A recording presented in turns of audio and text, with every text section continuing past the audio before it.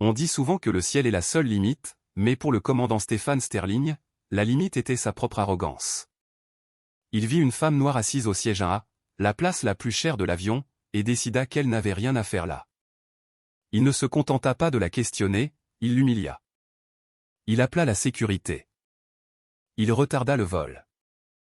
Il pensait protéger son avion, mais en réalité, il détruisait sa carrière. Car cette femme n'était pas seulement une passagère. Elle n'était même pas simplement une VIP. Lorsqu'elle sortit finalement ses véritables accréditations, la couleur quitta le visage du commandant plus vite que le sang lors d'une chute libre terrifiante. Que se passe-t-il lorsque la personne que vous expulsez de l'avion est celle qui signe votre chèque de paie? Vous êtes sur le point de le découvrir. Voici l'histoire de la façon dont les préjugés d'un pilote sont devenus son pire cauchemar.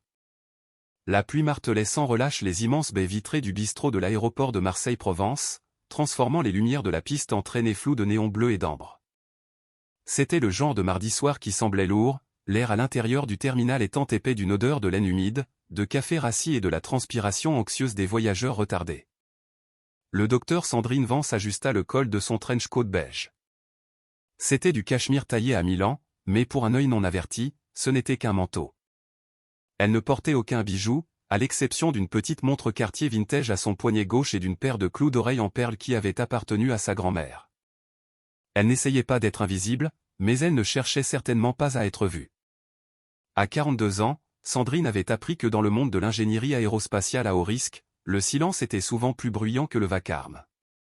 Elle s'approcha de la porte d'embarquement pour le vol Assan Airways 409, à destination de Paris-Charles de Gaulle. La zone d'embarquement était une mer chaotique de passagers frustrés. La météo avait cloué au sol 3 autres vols, et le surplus se déversait dans la zone d'attente du vol 409. Des bébés pleuraient. Des cadres d'entreprise hurlaient dans leur téléphone et les agents d'escale semblaient envisager de démissionner sur le champ. Sandrine contourna la file sinueuse des passagers de classe économique et se dirigea vers la voie marquée « Accès prioritaire première classe ». Un jeune homme en sweat à capuche assis par terre près du comptoir ricana audiblement à son passage. « La queue commence là-bas, madame », marmonna-t-il sans lever les yeux de son téléphone.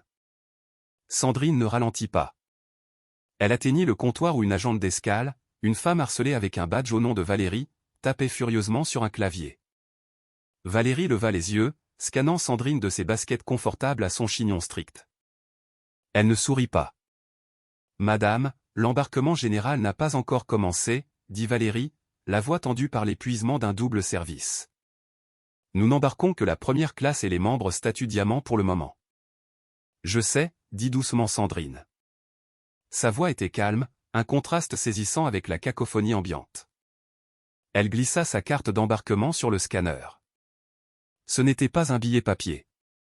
C'était une carte lourde grise ardoise avec une bande magnétique, le genre généralement réservé à l'usage exécutif interne. La machine émit un bip, non pas le carillon affirmatif standard, mais un double ton plus grave et vibrant. Valérie fronça les sourcils et regarda son écran. Ses sourcils se levèrent brusquement. Le moniteur n'affichait pas seulement une attribution de siège. Il faisait clignoter un code de priorité que Valérie n'avait probablement jamais vu auparavant. Code Z1. Priorité d'embarquement absolue. Valérie cligna des yeux, regardant de l'écran à Sandrine, puis de retour à l'écran. L'épuisement disparut de son visage, remplacé par la confusion et une soudaine attention aiguë. Je vous présente mes excuses, mademoiselle Vance. Je ne savais pas que c'était le docteur Vance. Sandrine corrigea doucement, offrant un sourire chaleureux pour apaiser l'anxiété de la femme. Et c'est tout à fait normal, Valérie. La journée a été longue pour tout le monde, n'est-ce pas? Oui, bien sûr, docteur. Valérie rendit la carte avec des doigts tremblants. Vous êtes au siège 1A. Vous êtes en fait la première à embarquer. L'équipage de cabine se prépare, mais vous pouvez y aller. Merci. Sandrine descendit la passerelle. Le tunnel était froid, le métal gémissant sous l'assaut du vent extérieur. Elle prit une profonde inspiration. Elle n'allait pas simplement à Paris pour des vacances. Elle voyageait pour conclure l'affaire la plus importante de sa vie, une fusion qui remodèlerait la logistique aéronautique européenne. Mais plus important encore, elle effectuait un audit incognito.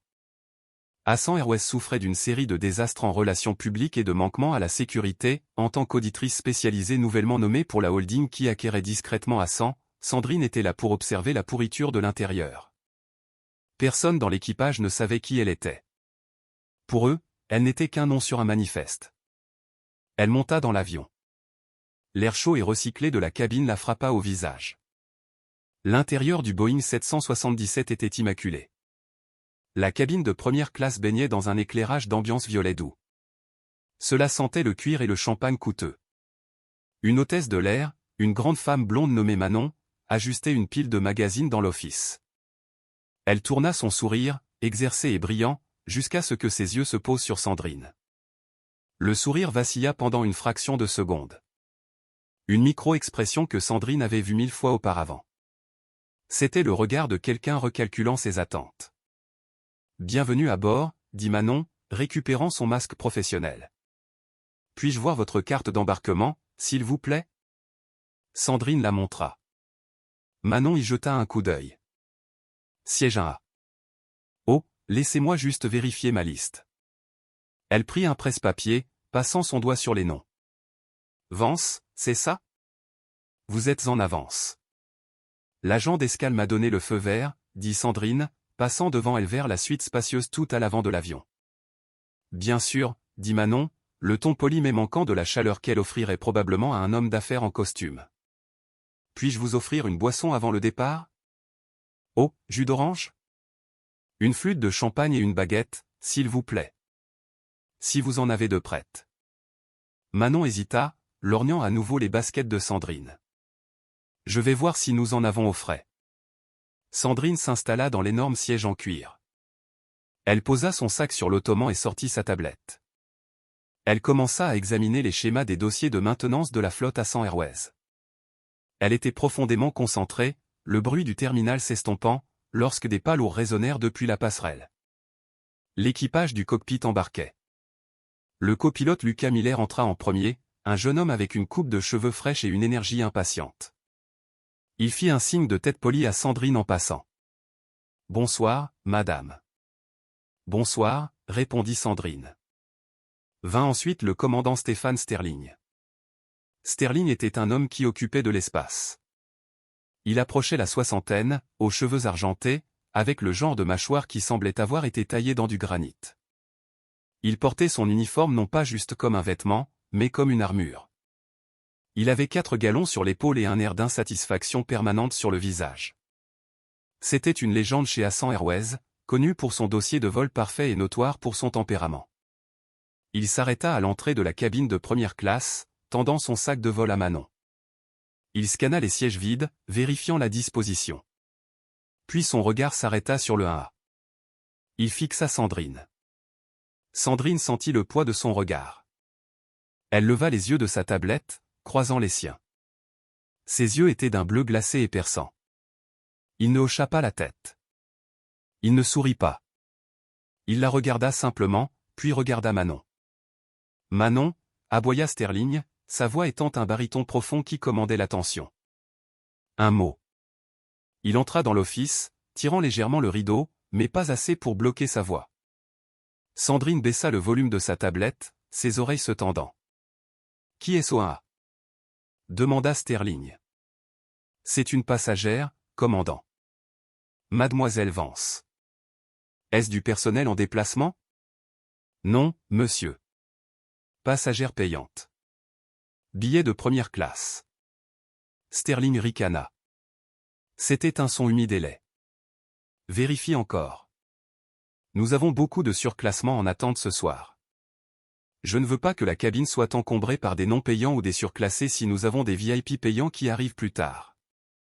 J'ai vérifié, commandant. Elle est sur le manifeste. Elle ne ressemble pas à une passagère de première classe, marmonna Sterling assez fort pour que les mots traversent le rideau. Elle a l'air perdue. Assure-toi qu'elle n'est pas au mauvais siège avant que le vrai 1A n'arrive et ne me crée un casse-tête. La prise de Sandrine se resserra sur sa tablette. Son rythme cardiaque augmenta, une chaleur familière montant dans sa poitrine. Elle ne ressemble pas à une passagère de première classe. Elle prit une inspiration. Ne pas s'engager, se dit-elle. Regardez. Observez. Ce sont des données. Sterling sortit de l'office. Il passa devant Sandrine vers le cockpit. En passant devant sa suite, il ralentit. Il se pencha légèrement, envahissant son espace personnel. « Confortable » demanda-t-il. Ce n'était pas une question. C'était un défi. Sandrine le regarda droit dans les yeux. « Très, merci, commandant. » « Merci. » Sterling soutint son regard une seconde de trop, essayant de l'intimider. Quand elle ne tressaillit pas, il grogna et disparut dans le cockpit, claquant la porte derrière lui. Sandrine expira. Le vol n'avait même pas commencé, et la guerre avait déjà débuté. 30 minutes passèrent. La cabine commença à se remplir. Un couple de touristes âgés prit les sièges de la rangée 2. Un PDG de la tech que Sandrine reconnut de Forbes s'assit au 3A. L'atmosphère s'installait dans le bourdonnement feutré du voyage de luxe. Manon se déplaçait dans la cabine, distribuant des serviettes chaudes et prenant les commandes pour les manteaux. Elle semblait éviter le 1A. Sandrine n'avait toujours pas reçu son champagne ni sa baguette. Elle appuya sur le bouton d'appel. Un instant plus tard, Manon apparut. « Oui, j'attends toujours cette flûte de champagne et ma baguette, » dit poliment Sandrine. « D'accord. Nous attendons en fait d'être en vol pour le service d'alcool, » mentit Manon. Sandrine savait qu'elle mentait. L'homme au 3A faisait actuellement tourner un verre de vin rouge de Bordeaux. « Je vois que le monsieur au 3A a un verre de vin rouge de Bordeaux, » fit remarquer Sandrine. Manon rougit. Il a apporté ça lui-même. Duty free. C'était un mensonge si maladroit que Sandrine faillit rire. Je vois. Pourrais-je avoir de l'eau alors? L'eau en bouteille arrive bientôt. Manon se tourna et s'éloigna avant que Sandrine ne puisse répondre. Sandrine secoua la tête. C'était un mauvais service, mais ce n'était pas catastrophique. Elle retourna à son travail, mais la paix fut de courte durée. La porte du cockpit s'ouvrit. Le commandant Sterling émergea tenant un manifeste. Il ne portait pas sa casquette maintenant, et son visage était rouge comme s'il s'était disputé avec le contrôle au sol. Il entra dans la cabine de première classe, scannant les passagers. Il s'arrêta de nouveau au 1A. « Madame, » dit Sterling. Sa voix était forte. La cabine devint silencieuse. Le PDG de la tech au 3A leva les yeux. Sandrine baissa sa tablette. « Oui, commandant ? J'ai besoin de voir votre carte d'embarquement à nouveau. » « Je l'ai déjà montrée à l'agent d'escale et à l'hôtesse de l'air, » dit Sandrine, gardant sa voix égale. « Et maintenant vous me la montrez à moi, » dit Sterling, tendant une main. « Je suis le commandant de ce vaisseau. Ma parole est loi. Passez-la. » Sandrine fouilla dans son sac et récupéra la carte grise ardoise. Elle la lui tendit. Sterling la regarda. Il fronça les sourcils. Il la retourna. « Qu'est-ce que c'est ? » Ce n'est pas une carte d'embarquement standard d'Assan Airways. C'est un pass numérique imprimé sur une carte exécutive réutilisable, expliqua Sandrine. Si vous la scannez, elle montrera mon attribution de siège. Je n'ai pas de scanner dans les yeux. Claqua Sterling. Je regarde un morceau de plastique qui a l'air de sortir d'une boîte de céréales.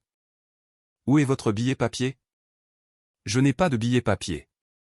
Je me suis enregistré numériquement.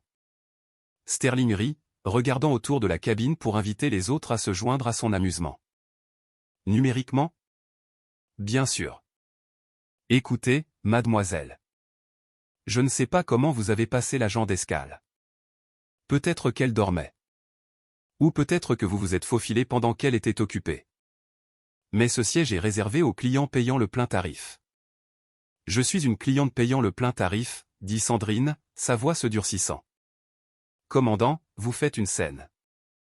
Je fais une scène? Sterling s'approcha. Il la dominait de toute sa hauteur alors qu'elle était assise. J'assure la sûreté et la sécurité de ce vol. Pour autant que je sache, vous êtes un risque pour la sécurité. Vous n'avez pas de billet valide. Vous êtes évasive et franchement, vous ne correspondez pas au profil. Le profil? Demanda Sandrine, haussant un sourcil. Et quel profil est-ce, commandant Sterling? Le profil de quelqu'un qui peut se permettre un siège à 12 000 €, dit brutalement Sterling. Maintenant, je vais vous demander une fois, rassemblez vos affaires et retournez en classe économique, où je suppose que se trouve votre véritable siège. Si vous avez un billet pour la classe éco, je vous laisserai voler. Mais vous ne restez pas ici. Le silence dans la cabine était assourdissant. Le couple âgé de la rangée 2 avait l'air horrifié. Le PDG de la Teco 3 avait posé son verre de vin rouge de Bordeaux et observait avec un intérêt intense. Sandrine se leva. Elle n'était pas grande, mais elle avait une présence qui pouvait remplir une salle de conseil. Elle se tint face à face avec Sterling. « Commandant Sterling, dit-elle, sa voix portant clairement. Je suis assise au siège 1A parce qu'il m'est attribué. J'ai fourni une identification valide et une carte d'embarquement valide. Si vous avez un problème avec ma présence, je vous suggère d'appeler le chef d'escale, mais je ne bougerai pas vers la classe économique parce que je n'ai pas acheté de billet économique. » Le visage de Sterling vira à une nuance de cramoisie qui jurait avec son uniforme. Son autorité, son complexe de Dieu absolu, était défié par une femme qu'il avait déjà jugée comme une fraude. « Je n'ai pas besoin d'appeler le chef d'escale, » siffla Sterling. « C'est mon avion. Je dis qui reste et qui part, et je dis que vous êtes une fraude. » Il se tourna vers Manon, qui se recroquevillait dans l'office. « Manon, appelle la sécurité. Dis-leur que nous avons une passagère non conforme refusant de libérer un siège qu'elle n'a pas payé. Dis-leur d'apporter les menottes. »« Commandant, est-ce nécessaire ?» chuchota Manon, l'air terrifié. « Fais-le. » Rugit Sterling. « Je ne décolle pas avec cette femme dans ma cabine. Elle est probablement en train de scanner des cartes de crédit sur cette tablette en ce moment même. » Sandrine sentit un œuf froid dans son estomac. Ce n'était pas de la peur. C'était de la fureur. Une fureur pure et inaltérée. Mais elle savait que si elle criait, si elle devenait physique, si elle lui donnait ne serait-ce qu'un pouce de la femme noire en colère, elle perdrait. Le récit changerait. Elle se rassit. Elle croisa les jambes. Elle reprit sa tablette.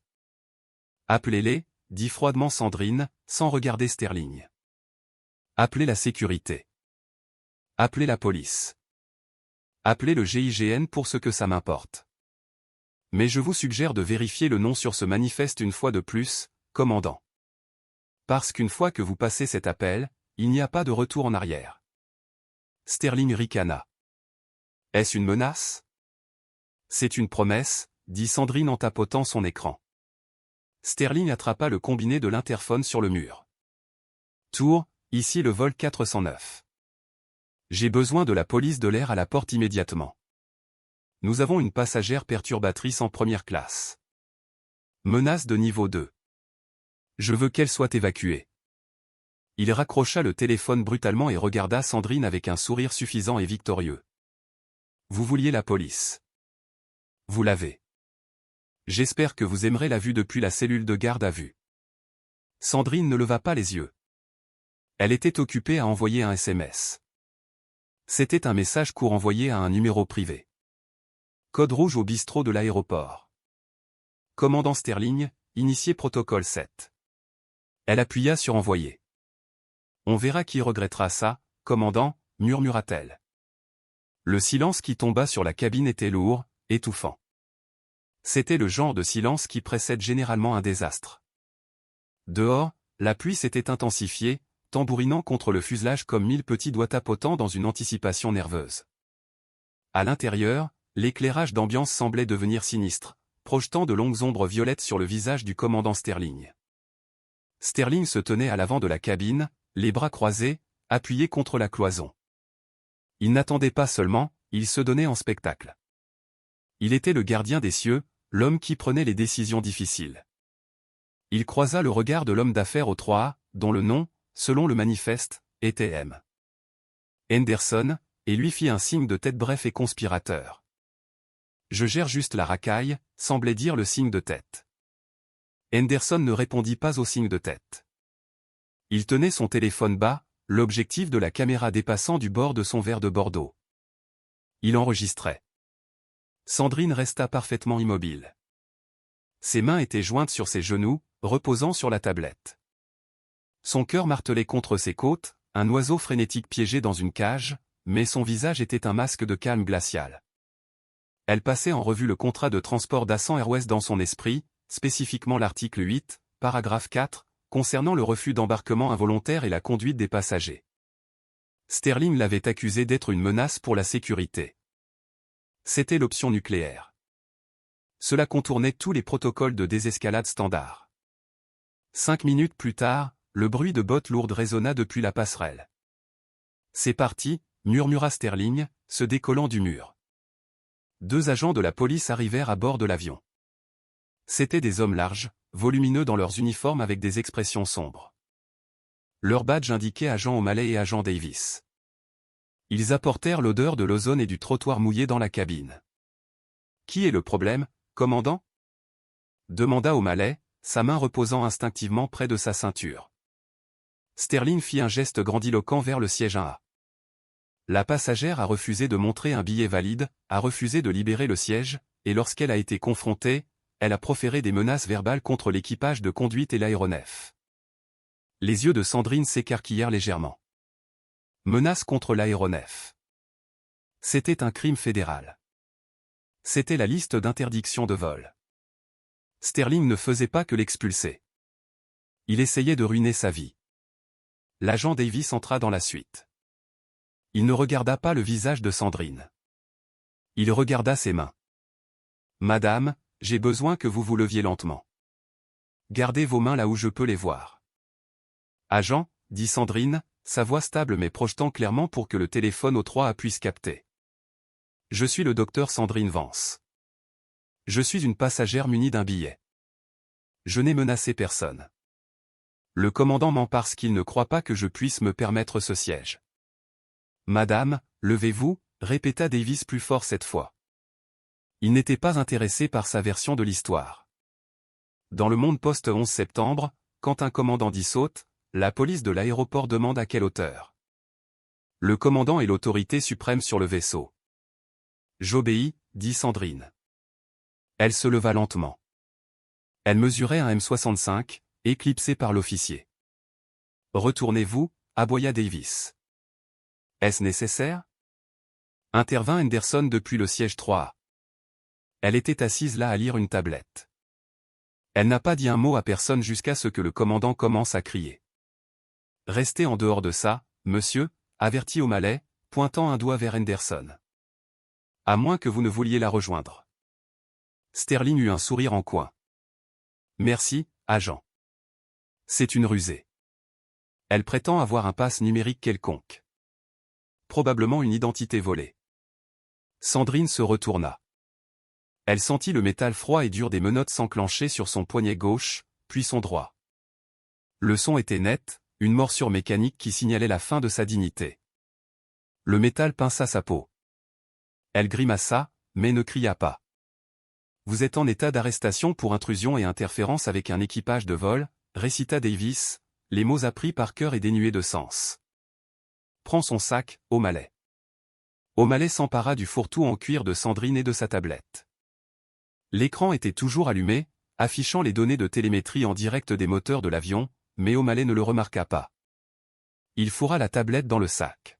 « On y va. » Avancez. Davis attrapa Sandrine par le bras. Sa prise était inutilement serrée, s'enfonçant dans le muscle à travers son trench coat. Ils la firent marcher hors de la suite. En passant devant le commandant Sterling, il se pencha, sa voix étant un grondement bas et triomphant. « Vous avez choisi le mauvais avion, ma jolie. La prochaine fois, essayez le TER. » Sandrine s'arrêta. L'officier essaya de la pousser vers l'avant, mais elle planta ses pieds. Elle tourna la tête, regardant Sterling droit dans les yeux.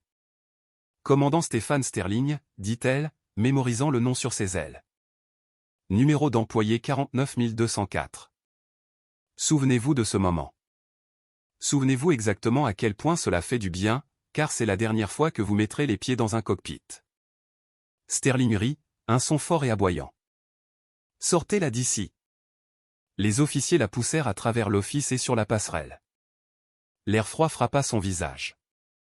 La marche dans le tunnel incliné ressemblait à un calvaire. Les passagers pour la cabine économique étaient alignés dans le couloir vitré, attendant d'embarquer. Ils la fixèrent alors qu'elle était paradée devant eux, menottes au poignet. Des centaines d'yeux, des chuchotements. Un adolescent pointa du doigt. Une mère tira son enfant plus près. Elle est une criminelle, terroriste, probablement ivre. Sandrine garda la tête haute, regardant droit devant elle, mais à l'intérieur, elle hurlait. L'humiliation était une douleur physique, un acide brûlant dans ses entrailles. Elle avait 3 doctorats. Elle avait négocié des contrats de plusieurs milliards. Elle avait conseillé la DGAC sur les protocoles de sécurité, et maintenant elle était traînée à travers le bistrot de l'aéroport comme une voleuse ordinaire parce qu'un homme avec un ego surdimensionné ne pouvait pas supporter de voir une femme noire en première classe. Ils atteignirent la zone d'embarquement. Valérie, l'agente d'escale qui l'avait fait embarquer, halta, sa main volant à sa bouche. Docteur Vance, couina Valérie. Quoi? Que se passe-t-il?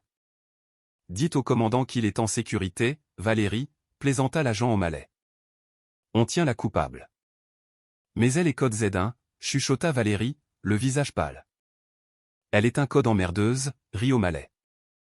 On l'emmène au poste pour traitement. Appelez les bagages. Faites descendre ces bagages enregistrés de l'avion.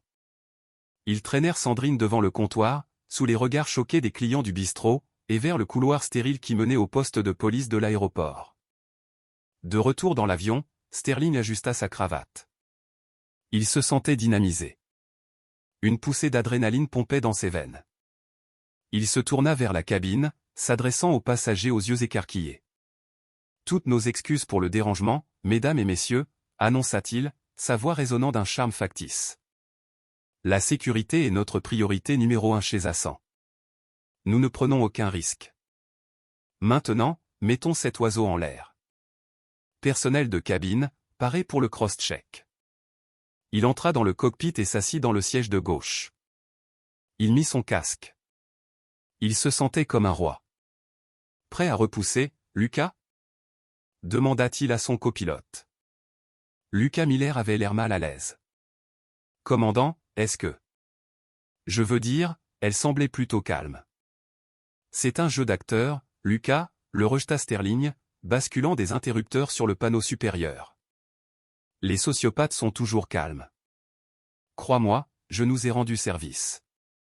Maintenant, appelle la tour. On y va. Sterling pensait que le problème était résolu. Il pensait qu'il avait gagné. Il n'avait aucune idée que le texto que Sandrine avait envoyé venait d'atterrir sur le téléphone de l'homme le plus puissant de l'industrie aéronautique.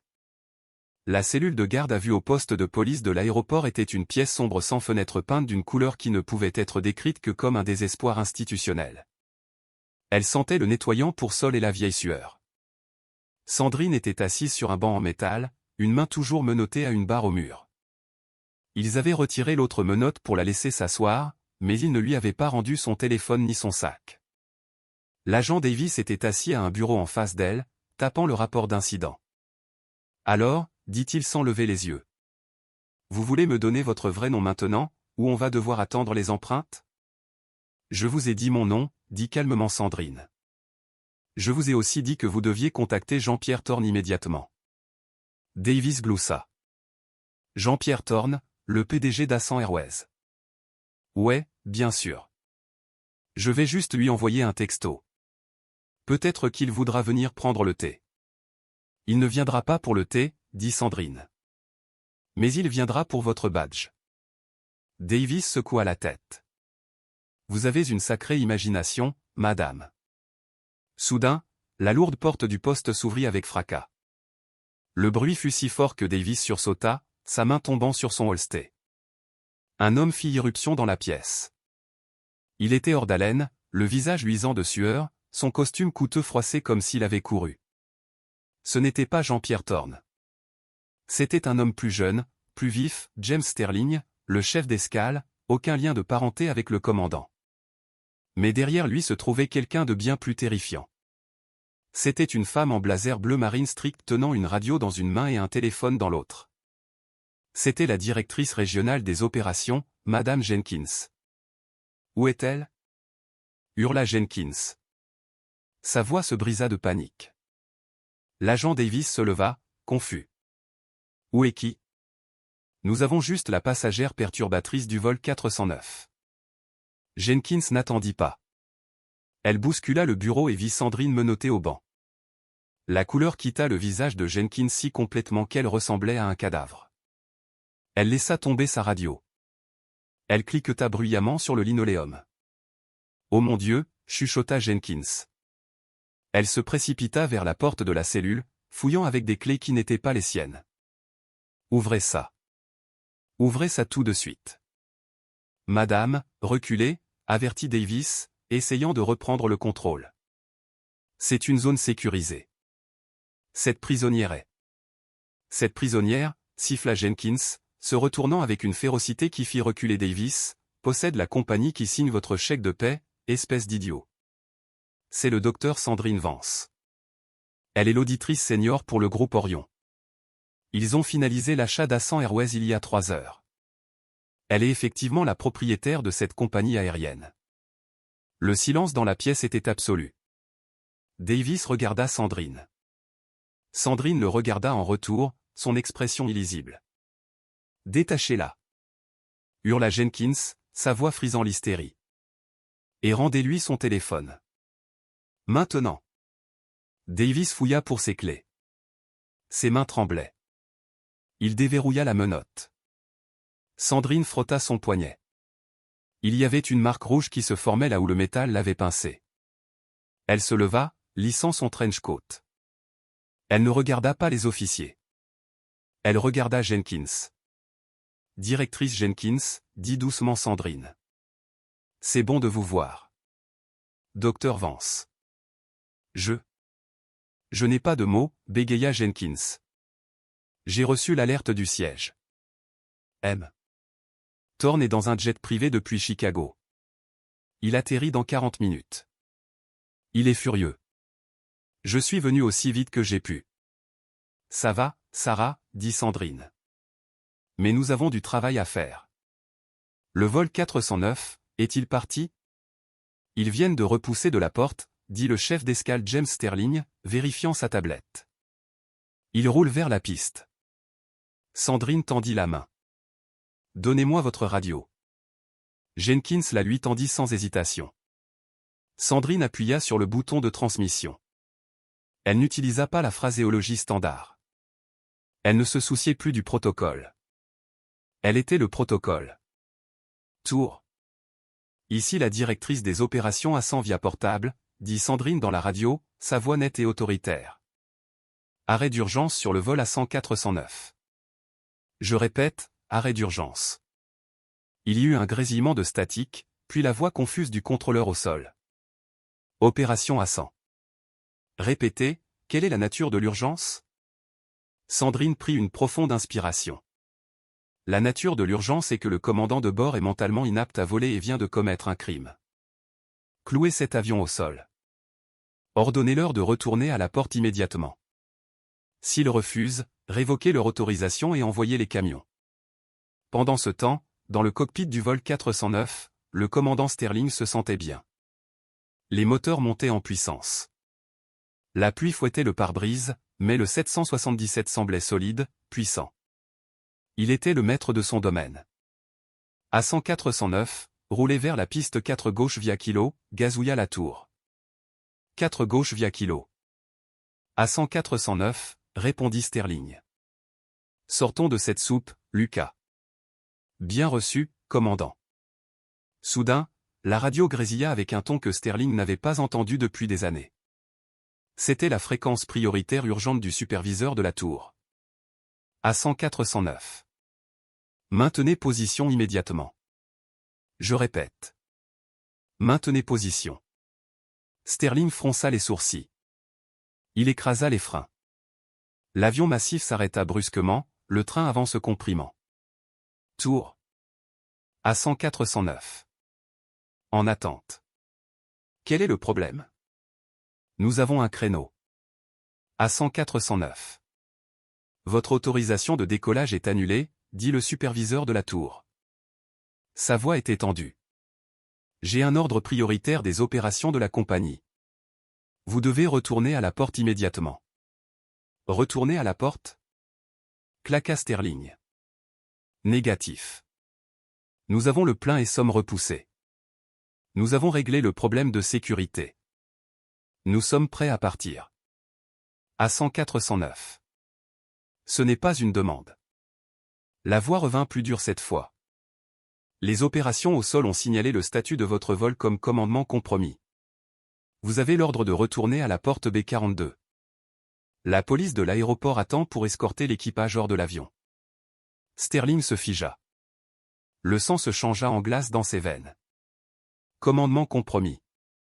Le copilote Miller chuchota, regardant Sterling avec des yeux écarquillés. Commandant, qu'est-ce que vous avez fait? Je n'ai rien fait. Cria Sterling, bien que sa voix tremblât. C'est une erreur. C'est cette femme.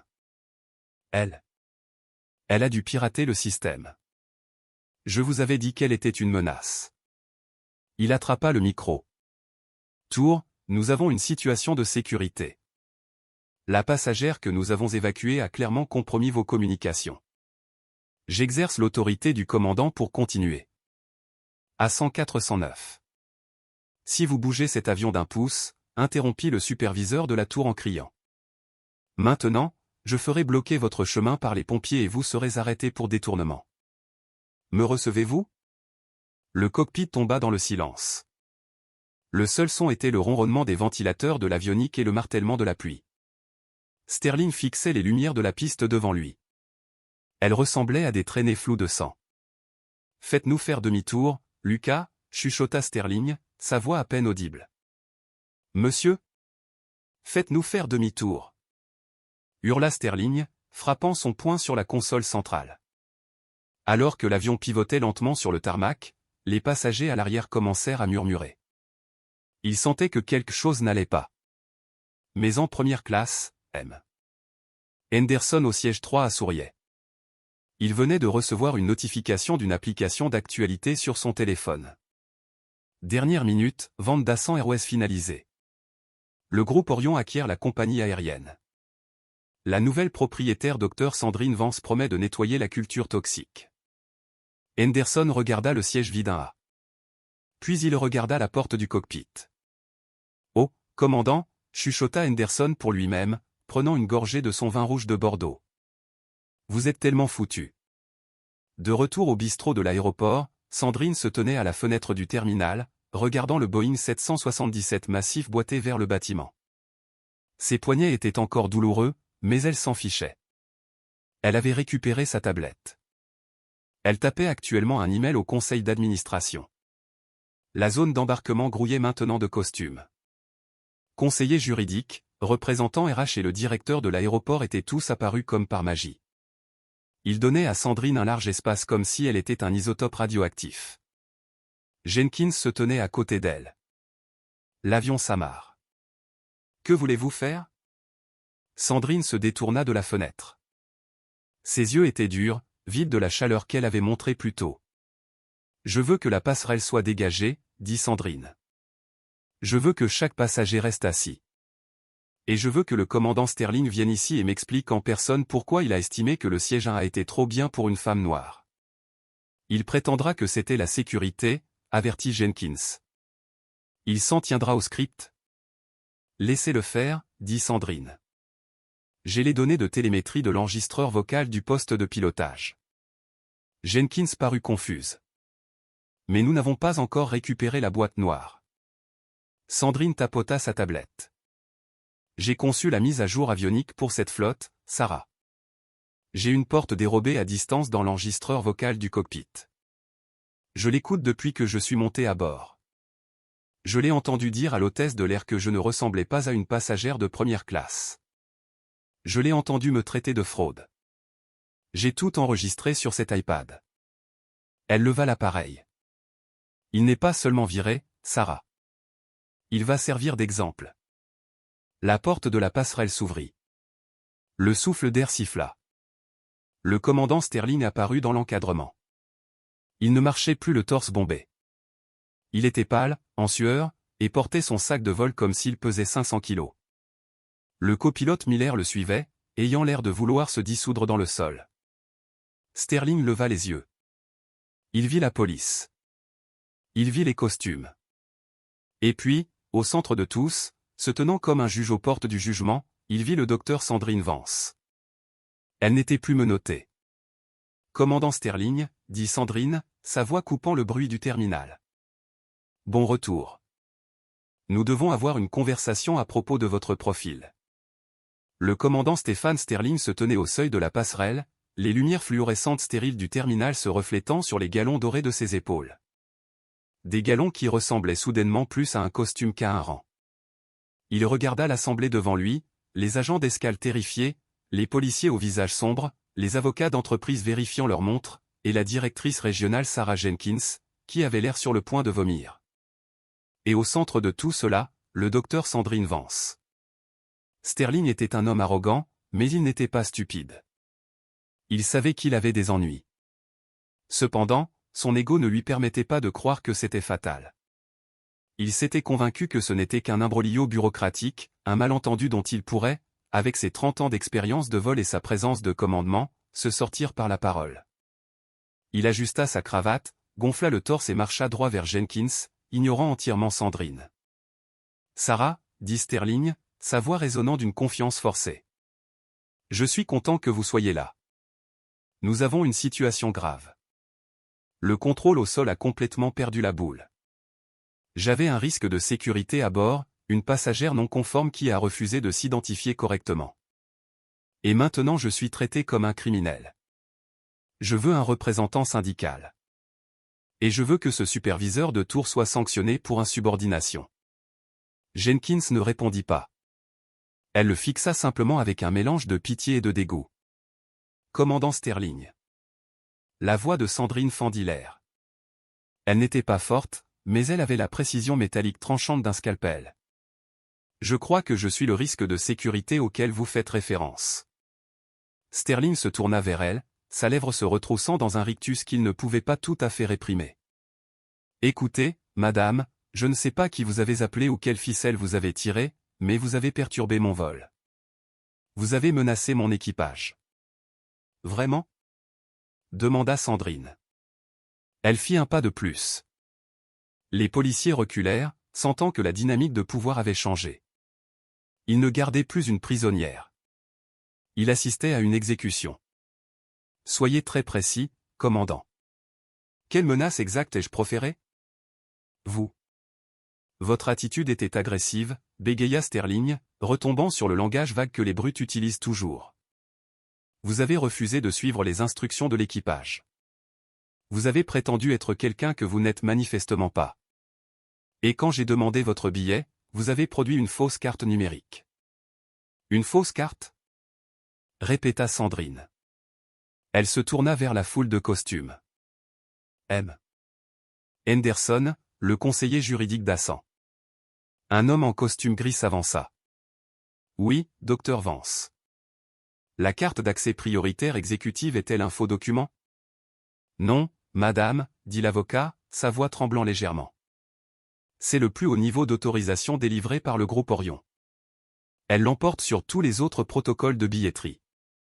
Elle est délivrée à moins de 10 personnes dans le monde. Sterling cligna des yeux. Groupe Orion ? Qu'est-ce qu'une holding a à voir avec ma compagnie aérienne ? Votre compagnie aérienne ? Sandrine rit. C'était un son sec, sans humour. Commandant, vous n'avez vraiment pas vérifié vos emails aujourd'hui, n'est-ce pas ? Ascent Airways a été acquise ce matin à 9h02. Je suis l'auditrice senior et la PDG de transition par intérim pour le groupe Orion. Je possède cet avion. Je possède le carburant dans les ailes. Je possède le siège dont vous m'avez viré. Et malheureusement pour vous, je possède votre contrat de travail. Le visage de Sterling passa du rouge à une teinte maladive de gris. Sa bouche s'ouvrit, mais aucun son ne sortit. La réalité le frappa comme une collision aviaire sur le pare-brise. La personne insignifiante du 1 a été la patronne. La grande patronne. Je ne savais pas, chuchota Sterling. Docteur Vance. Si j'avais su qui vous étiez, évidemment les protocoles auraient été différents. J'essayais juste de protéger elle. Arrêtez, commanda Sandrine. Elle leva une main. N'osez pas insulter mon intelligence en me disant que vous m'auriez traité avec une dignité humaine fondamentale si vous aviez su que j'étais riche. C'est ça le problème, Stéphane. Vous m'avez regardé, une femme noire en trench coat, et vous avez décidé que je n'avais pas ma place. Vous avez décidé que j'étais une fraude. Vous avez décidé que j'étais une menace. Ce n'était pas une question de race. Cria Sterling, son mécanisme de défense s'activant. C'était une question de sécurité. Vous ne correspondiez pas au profil. Ah, le profil, opina Sandrine. Elle tapota l'écran de sa tablette. Parlons de ce profil, car comme je l'ai mentionné à votre chef d'escale, j'ai un accès à distance à l'audio du poste de pilotage. Elle appuya sur un bouton de l'écran. Le volume était monté au maximum. Un minuscule enregistrement numérique de la voix de Sterling résonna dans la zone d'embarquement silencieuse. Elle ne ressemble pas à une passagère de première classe. Elle a l'air perdue. Assure-toi qu'elle n'est pas au mauvais siège avant que le vrai un arrive et ne me crée un casse-tête. Sterling tressaillit comme s'il avait été giflé. Sandrine laissa le silence planer un instant, puis appuya de nouveau sur lecture. Appelle la sécurité. Dis-leur que nous avons une passagère non conforme. Je ne décolle pas avec cette femme dans ma cabine. Elle est probablement en train de scanner des cartes de crédit sur cette tablette en ce moment même. L'enregistrement se termina. Le silence dans le terminal était absolu. Même les passagers qui débarquaient maintenant lentement de la passerelle derrière Sterling s'étaient arrêtés pour écouter. Ils assistaient au démantèlement public d'un tyran. Elle est probablement en train de scanner des cartes de crédit, répéta Sandrine, sa voix tremblant d'une rage contrôlée. C'est ce que vous avez dit, basé sur rien d'autre que la couleur de ma peau et le fait que je ne portais pas de tailleur. Vous avez criminalisé mon existence dans ma propre entreprise. C'était une situation stressante. Hurla Sterling, la sueur coulant sur son visage. Je ventillais. C'est une discussion de cockpit. Vous ne pouvez pas utiliser ça contre moi. C'est une violation de la vie privée. En fait, intervint doucement l'avocat, M. Henderson, selon les termes du nouveau contrat que vous avez signé l'année dernière, commandant, tout audio enregistré sur l'équipement de l'entreprise est la propriété exclusive de la compagnie aérienne, et une faute grave impliquant une discrimination raciale est un motif de licenciement immédiat pour faute. Licenciement? Sterling rit nerveusement. Vous ne pouvez pas me virer. J'ai 30 ans de boîte. Je suis le chef pilote de la flotte 777. Le syndicat fermera cette compagnie aérienne si vous me touchez. Sandrine regarda au-delà de lui vers le copilote, Lucas Miller, qui se tenait tranquillement près de la porte. Copilote Miller, dit Sandrine. Miller se mit au garde à vous. Oui, madame. Avez-vous été d'accord avec l'évaluation du commandant selon laquelle j'étais une menace pour la sécurité? Miller regarda Sterling. Les yeux de Sterling étaient suppliants, implorant la solidarité. Le mur bleu du silence. Les pilotes protègent les pilotes. C'était la règle. Miller regarda de nouveau Sandrine. Il prit une profonde inspiration. Non, madame, je ne l'étais pas. J'ai dit au commandant que vous sembliez calme. Je lui ai dit que c'était une erreur. Il m'a dit de la fermer et de piloter l'avion. Sterling se retourna contre Miller. Espèce de petit rat traître. J'ai fait ta carrière. Tu as fait de ma vie un enfer, Stéphane, dit doucement Miller. Tu es une brute. Et tu avais tort. Sandrine se tourna de nouveau vers Sterling. Son visage était de pierre. Stéphane Sterling, dit-elle formellement. Rendez votre badge, rendez votre identification, et rendez vos épaulettes. Vous ne pouvez pas faire ça ici, siffla Sterling. Pas devant les passagers. Vous m'avez fait arrêter devant les passagers, répliqua Sandrine. Vous m'avez humilié devant les passagers. Vous m'avez traîné hors de cet avion menotté pour un crime que je n'ai pas commis. Alors, oui, nous faisons ça ici. Donnez-les-moi. Maintenant. Sterling resta figé. Sandrine fit un signe de tête au grand policier au malais. Officier, si l'ex-employé refuse de rendre la propriété de l'entreprise, veuillez l'assister. L'agent au malais s'avança, faisant craquer ses jointures. Il avait été manipulé par Sterling pour arrêter une femme innocente, et il n'était pas content. Rendez-les, commandant. Ne m'obligez pas à ajouter le vol au rapport. Avec des mains tremblantes, Sterling déclipsa son badge d'identification. Il le jeta par terre. Il arracha les épaulettes à velcro, les 4 galons dorés qui définissaient son existence entière, de ses épaules et les laissa tomber.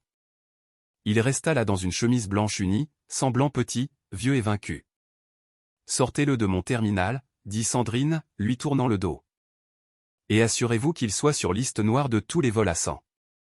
Il peut prendre le TER. » Alors que les gardes de sécurité escortaient un Sterling balbutiant et brisé, des applaudissements l'en commencèrent. Cela commença par Valérie, l'agente d'escale. Puis les passagers rejoignant la file, puis le copilote. Sandrine ne sourit pas. Elle prit juste la radio. « Mesdames et messieurs », annonça-t-elle à la zone d'embarquement bondée. « Je m'appelle Dr Vance. Je suis la nouvelle propriétaire d'Assan Airways. Je m'excuse pour le retard. Nous allons obtenir un nouvel équipage pour vous immédiatement. Et en compensation de cette épreuve, chaque passager du vol 409 reçoit un remboursement complet et un bon pour un voyage futur. Nous allons nettoyer cette compagnie aérienne en commençant maintenant. » L'acclamation qui éclata fut assourdissante. Mais pour Sterling, le cauchemar ne faisait que commencer. Car alors qu'il était traîné vers la sortie, son téléphone commença à vibrer et vibrer et vibrer. Le commandant Sterling était assis à l'arrière d'une Renault 4 Taxi, la pluie rayant les vitres comme des barreaux de prison. Il avait été escorté hors des lieux par l'équipe de sécurité même qu'il avait convoquée. Son sac de vol reposait lourdement sur le siège à côté de lui, le seul morceau de sa carrière qu'il avait été autorisé à garder. Il sortit son téléphone pour appeler son représentant syndical, convaincu qu'il pouvait tourner ça à son avantage. « Je serai un martyr », pensa-t-il. La victime d'une foule bien pensante. Mais quand il déverrouilla son écran, son sang se glaça. Twitter explosait.